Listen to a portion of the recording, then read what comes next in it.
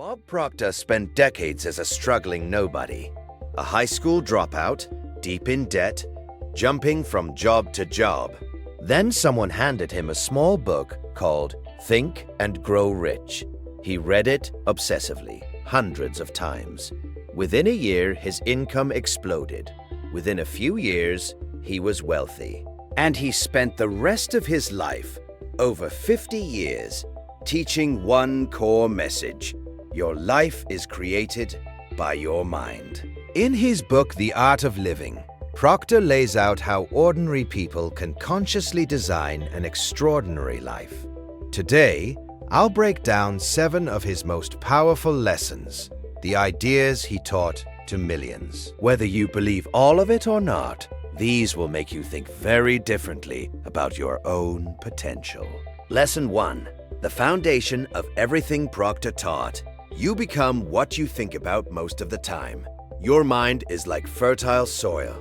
It doesn't care what you plant. Plant thoughts of doubt, limitation, and lack.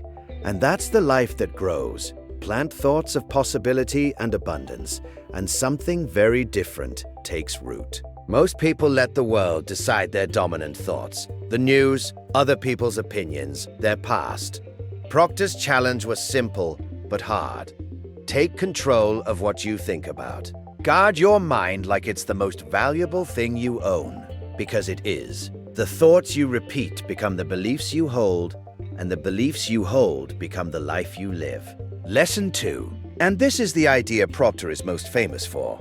Paradigms control your life. A paradigm is a collection of habits stored deep in your subconscious mind that runs almost everything you do on autopilot. Proctor said that around 95% of your behavior is controlled not by your conscious choices, but by this programming, installed in childhood by your environment and repetition. This is why willpower alone fails. You can consciously decide to change, but your paradigm quietly pulls you back to old patterns. The only way to change is to change the paradigm itself, through repetition, through feeding your mind a new idea over and over until it sinks below the surface and becomes automatic. You don't rise to what you want, you fall to your programming. Lesson 3. Set a goal big enough to scare and excite you. Proctor described 3 types of goals. A-type goals are things you already know how to do. B-type goals are things you think you can do. But the goal that actually changes your life is the C-type goal, the one you have no idea how to reach. Most people only chase what feels realistic, because a realistic goal feels safe. But a goal you already know how to achieve won't grow you. The right goal should make your heart beat a little faster. Part terrifying, part thrilling. You don't set that kind of goal because you know how to reach it. You set it because reaching for it forces you to become a bigger person. The goal's real job is to grow you. Lesson 4. Nothing changes until you truly decide. Proctor believed the power of decision is one of the most important abilities a person can develop. The word decide comes from a root that means to cut off any other possibility. Most people never really decide. They wish, they hope, they try, but they leave a back door open. So, at the first sign of difficulty, they retreat. People who build extraordinary lives make decisions quickly and change them slowly. The moment you truly decide who you will become and refuse to entertain the alternative, the how starts to appear. Indecision is a decision too. A decision to stay exactly where you are. Lesson 5. Your attitude is a magnet.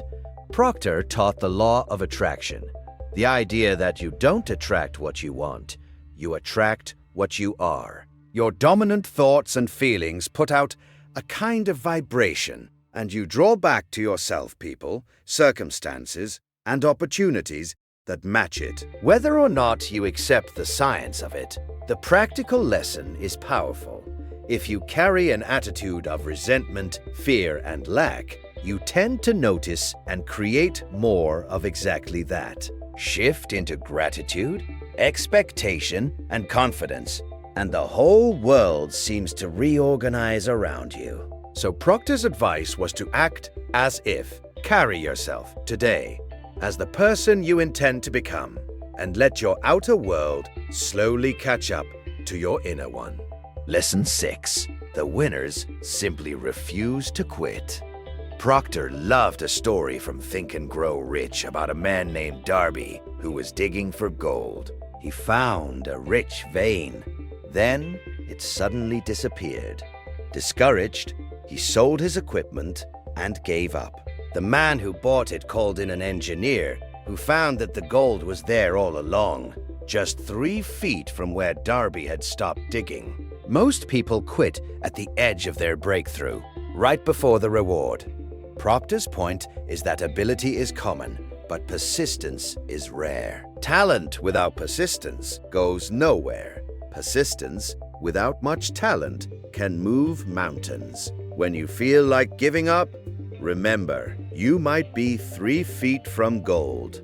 Lesson 7. Prosperity is a state of mind before it's a number in your bank account. Proctor taught that money is simply an idea, and that to earn more of it, you first have to become comfortable being someone who has it. You have to raise your money consciousness. Most people have a hidden ceiling, a paradigm that says people like me don't get rich, and they unconsciously live down to it. He also taught that receiving follows giving. The more value and service you put into the world, the more flows back, not as a trick, but as a law of how contribution works. So don't chase money. Become the kind of person and provide the kind of value that money naturally moves toward. So here is the art of living. According to Bob Proctor, you become what you think about. So guard your mind. Your paradigms run your life. So change the programming, not just the goal. Set a goal big enough to scare you. Truly decide and cut off the retreat. Let your attitude become the magnet that shapes your world. Refuse to quit because you may be 3 feet from gold, and build your prosperity on the inside first. You don't have to believe every word Proctor said to feel the truth underneath it. The life you live is a reflection of the person you've become on the inside. If you want to go deeper, The Art of Living by Bob Proctor is a great place to start. The link is in the description. And subscribe to Imam Caracas, where we break down one powerful idea from the world's best books. I'll see you in the next one.